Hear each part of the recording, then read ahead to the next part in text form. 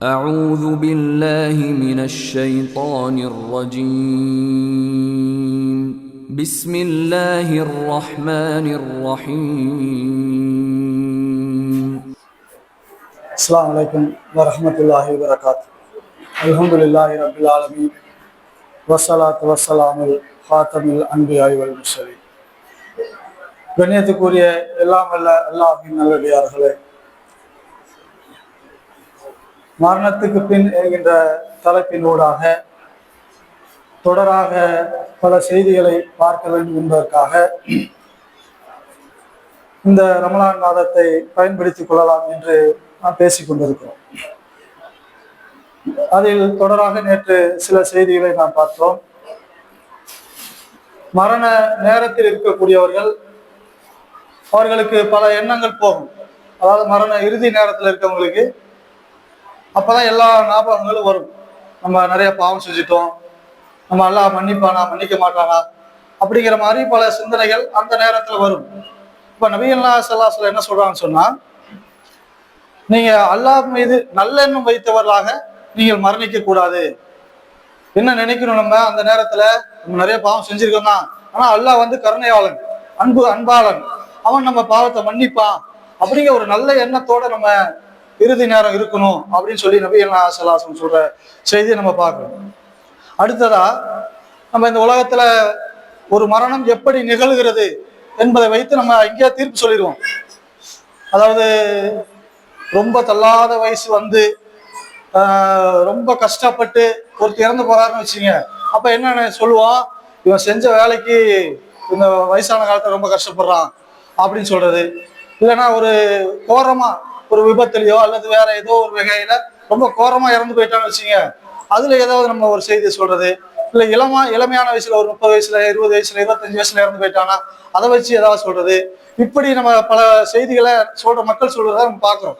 ஆனா அது மாதிரி சொல்லக்கூடாது என்று நபிகள்நாயகம் சொல்றாங்க. எந்த வயசுல மரணம் அடைஞ்சாலும் சரி, இன்னும் இந்த கிழமையில மூத்தாயிட்டா நல்லது, இங்க மக்கால போய் மூத்தானா நல்லது, மதீனால போய் மூத்தானா நல்லது, இப்படியெல்லாம் நம்ம செய்தி சொல்றதை நம்ம கேட்கிறோம்.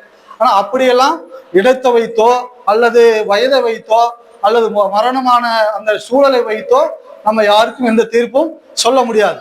அதெல்லாம் எதை பொறுத்து அமையும் என்று நபிகள்நாயகம் ஸல்லல்லாஹு அலைஹி வஸல்லம் சொல்றான்னு சொன்னா, இறுதி நேரம், ஒரு மனிதனுடைய இறுதி நேரம், அவன் இறுதி நேரத்துல எப்படி வாழ்றான், அவன் சிறுக்கு வச்சவனா வாழ்றானா அல்லது ஏகத்துவத்தில் வாழ்றானா, அவனுடைய இறுதி உயிர் பிரிகிற அந்த நேரத்துல அவன் வாயில லா இலாஹ இல்லல்லாஹ் வருதா என்கிற சூழலை வைத்துதான் அவனுடைய மர்ம வாழ்க்கை அமையும் என்பதை நபிகள்நாயகம் ஸல்லல்லாஹு அலைஹி வஸல்லம் சொல்ற செய்தியை நம்ம பார்க்கிறோம். அடுத்ததாக இப்ப அல்லாஹ் திருமறை குர்ஆன்ல சொல்லும்போது என்ன சொல்றான்னா, நம்ம சோதிப்போம். எப்படி சோதிப்போம்? பயத்தை கொண்டு சோதிப்போம், பசியை கொண்டு சோதிப்போம், விளைச்சலை குறைத்து நாம் சோதிப்போம், உயிர்களை பறித்து சோதிப்போம், செல்வத்தை குறைத்தும் சோதிப்போம் அப்படின்னு ஒரு வசனத்தை சொல்றாங்க. சொல்லிட்டு அல்லாஹ் என்ன சொல்றான்னு சொன்னா, பவஸ்ஸிரி சாபிரின், இதை யார் பொறுத்து கொள்கிறார்களோ அவர்களுக்கு நற்செய்தி சொல்லுங்கள் அப்படின்னு சொல்லிட்டு அல்லாஹ் என்ன சொல்றான்னா, அல்லதீன இதா அசாபத்துஹும் முசீபத்துன், தமக்கு ஒரு துன்பம் ஏற்படும் போது காலு இன்னா லில்லாஹி இன்னா இலைஹி ராஜிஊன் உலாயிக அலைக்கும் ஸலவாத்தும் மிர் ரப்பிஹிம் வ ரஹ்மா, நாங்களும் அல்லாஹ்வுக்குரியவர்கள் தான், நாங்களும் அல்லாஹ்விடத்திலே போகக்கூடியவர்கள் தான் என்று சொல்லிவிட்டு சொல்கிறார்களே, அவர்களுக்கு அல்லாஹ்வுடைய அருளும் அன்பும் இருக்கிறது. உலாய்கமுல் முஸ்தலூன், இவர்கள் தான் நேர்வழி பெற்றவர்கள் என்று அல்லாஹ் சொல்றான். யாருக்கு சோதனை வருது, கஷ்டம் வருது, துன்பம் வருது, உயிர்கள் பறிக்கப்படுகிறது, அந்த சூழல் அவர்கள் என்ன சொல்வார்கள், நாங்களும் அல்லாஹ்வுக்குரியவர்கள் தான், நாங்களும் அல்லாஹ்விடத்திலே போக போறவர்கள் தான் அப்படின்னு சொல்றாங்களே, அவர்கள் மீது அல்லாஹ்வுடைய அன்பும் அருளும் கருணையும் இருக்கிறது, அவர்கள் தான் நேர்வழி பெற்றவர்கள் என்று அல்லாஹ் சொல்றான். இந்த செய்தியை இன்னைக்கு நான் பயான் பண்றதுக்காக படிச்சுட்டு இருந்த போது எனக்கு ஒரு ஃபோன், ஒரு செய்தி, ஒரு மௌத்து செய்தி. உங்களுக்குலாம் தெரிஞ்சுதான்னு தெரியல, அப்படியே என்ன சொல்றதுன்னு தெரியல. நமக்கு ஓரளவுக்கு நம்ம அல்லாஹ்வுடைய நினைவோடு வாழ்றோம். ஆனாலும் இந்த 35 நாட்களுக்குள்ளாக 3 மரணம் அந்த குடும்பத்துல இந்த 35 நாளுக்குள்ளார 3 மரணம். அந்த குடும்பத்துடைய மனநிலை எப்படி இருக்கும்? இதற்கு உயர்ந்தபட்ச ஒரு ஈமான் இருந்தா மட்டும்தான் இதை நம்மளால ஏத்துக்க முடியும், சகிச்சிக்க முடியும். அதை நபிகள் நாயகம் ஸல்லல்லாஹு அலைஹி வஸல்லம் வரலாறு நம்ம பார்க்கிற போது நபிகள் நாயகம் ஸல்லல்லாஹு அலைஹி வஸல்லம் அவர்கள் உயிரோடு இருக்கிற காலத்துல தன்னுடைய 3 மகள்கள் இறந்து போயிட்டாங்க. ஆண் பிள்ளைகள் அத்தனையும் இறந்து போச்சு. நபிகள் நாயகம் ஸல்லல்லாஹு அலைஹி வஸல்லம் அவர்கள் கையில தன்னுடைய ஒரு 3 வயது 2 வயது குழந்தையை கையில வச்சிருக்காங்க. உயிர் துடிக்குது. உயிர் அப்படியே நேசத்துக்குரிய தன் பிள்ளை தன் கண் முன்னால் உயிர் அப்படியே பிரியறத பாக்குறாங்க. அந்த நேரத்தில் நபிகள் நாயகம் ஸல்லல்லாஹு அலைஹி வஸல்லம் என்ன சொன்னாருன்னு சொன்னா, யா இறைவா, என்னுடைய கண்கள் ரத்த கண்ணீர் வடிக்கிறது. நம்ம ரொம்ப நேசிக்கிற பிள்ளை கையில அப்படியே உயிர் பிரியா எப்படி இருக்கும்? நபிகள் நாயகம் ஸல்லல்லாஹு அலைஹி வஸல்லம் சொல்றாங்க, என் கண்கள் ரத்த கண்ணீர் வடிக்கிறது, உள்ளங்கள் விம்புகிறது. ஆனாலும் இறைவா, நீ பொருந்தி கொள்ளாத வார்த்தையை நான் சொல்ல மாட்டேன் என்று நபிகள் நாயகம் ஸல்லல்லாஹு அலைஹி வஸல்லம் சொல்றாங்க.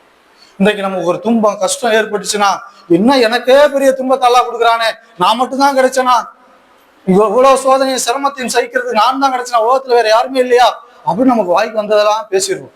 நபிகள் நாயகம் ஸல்லல்லாஹு அலைஹி வஸல்லம் காலத்துல ஒரு நபி தோழர் எப்போ பள்ளிக்கு வந்தாலும் தொழுகைக்கு வந்தாலும் தன்னுடைய ஒரு சிறிய குழந்தையை ஒரு பையனை கூட்டிக்கிட்டே வருவாராம் பள்ளிவாசலுக்கு. எப்போ வந்தாலும் பள்ளிவாசலுக்கு கூப்பிட்டு வருவார். ரொம்ப நேசிக்கிற ஒரு பிள்ளை. கொஞ்ச நாள் பாக்குறாங்க, பார்த்தா அவர் வரல, பள்ளிவாசலுக்கு வரல. இப்ப நபிகள் நாயகம் ஸல்லல்லாஹு அலைஹி வஸல்லம் கேட்கிறாரு, எங்க அந்த ஒரு பையனை கூட்டிட்டு வருவாரு பள்ளிவாசலுக்கு, அந்த தோழரை காணாமே அப்படின்னு கேட்கிறாங்க. அப்ப நபி தோழர் சொல்றாங்க, அவரு அந்த பையன் இறந்துட்டான், மூத்தாயிட்டான். அந்த கவலையில அவர் வீட்டுல அப்படி முடங்கி கிடந்துட்டாரு. ரொம்ப நேசிக்கிற ஒரு பிள்ளை மூத்தாயிட்டான். நம்ம நேசிக்கிற ஒரு பிள்ளை நம்ம இறந்துட்டா கூட அப்படிதான் இருக்கும். அவர் நேசிக்கிற பிள்ளை எப்ப பார்த்தாலும் கையோட கூட்டிட்டு வர பிள்ளை இறந்து போயிடுச்சு. அதனால அவர் எப்படி ஆயிட்டாரு சொன்னா, வீட்டுல முடங்கிட்டாரு, ஆள் பள்ளிவாசல் கூட வரதில்லை, முடங்கிட்டாரு அப்படின்னு சொல்றாங்க. அப்ப நபிகள் நாயகம் ஸல்லல்லாஹு அலைஹி வஸல்லம் சொல்றாங்க, அவர் கூட்டிட்டு வாங்க, அவரை பள்ளிவாசல் கூட்டு வாங்கன்னு சொல்றாங்க.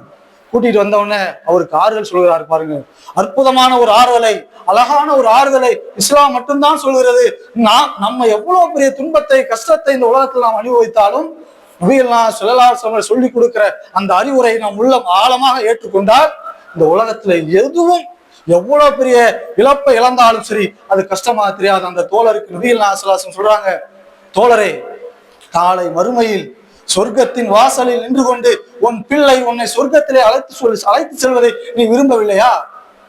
நபிகள் நாயகம் ஸல்லல்லாஹு அலைஹி வஸல்லம் நம்மளுடைய முழு நோக்கம் என்ன? ஒரு முஸ்லீமாக பிறந்து விட்டால் அல்லாஹ்வை நம்புகிறவர்கள், மறுமையை நம்புகிறவர்கள், அவருடைய முழு நோக்கம் என்னவாக இருக்க வேண்டும்? இந்த உலகத்துல எப்படியாவது நான் சொர்க்கத்தை அடைய வேண்டும், எதை இழந்தாலும் நான் சொர்க்கத்தை அடைய வேண்டும் என்ற சிந்தனை நம் உள்ளத்தில் வந்துச்சுன்னு சொன்னா, இந்த ஆறுதல் நபிகள் நாயகம் ஸல்லல்லாஹு அலைஹி வஸல்லம் அவர்கள் சொன்ன ஆறுதல் எவ்வளவு அற்புதமான ஒரு ஆறுதல்.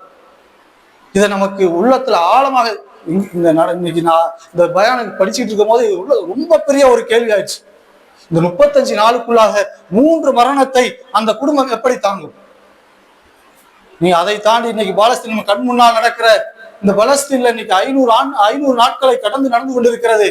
அங்கே ஒரு 12 வயது 10 வயது 12 வயது ஒரு சிறுவனிடத்திலே கேட்கிறார்கள், குண்டுமலையா பொழிஞ்சுக்கிட்டு இருக்குது, வீடெல்லாம் சிதறுகிறது, உடல்கள் எல்லாம் சிதறுகிறது. அந்த பையனை கேட்கிற அந்த கண்ணு முன்னாடி பார்த்து கொண்டிருக்கிற அந்த 10-12 வயது சிறுவனிடத்துல கேட்கிறார்கள், இங்க இவ்வளவு பெரிய ஆபத்துகள் இருக்கிறது, எந்த நேரம் வேண்டுமானாலும் உயிர் போயிடும், வா எங்க கூட வா, எங்க நாட்டுக்கு நான் கூட்டு போறோம், அங்க நீ பாதுகாப்பா இருப்ப அப்படின்னு கேட்கிற போது அந்த 12 வயது 10 வயது சிறுவன் சொன்ன வார்த்தை என்ன?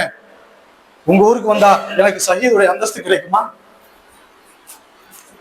எப்படி அவர்கள் உள்ளத்தில் இவ்வளவு பலமான ஒரு ஈமான்! 12 வயதில் உங்க ஊருக்கு வந்தா எனக்கு ஷஹீதுடைய அந்தஸ்து கிடைக்குமா?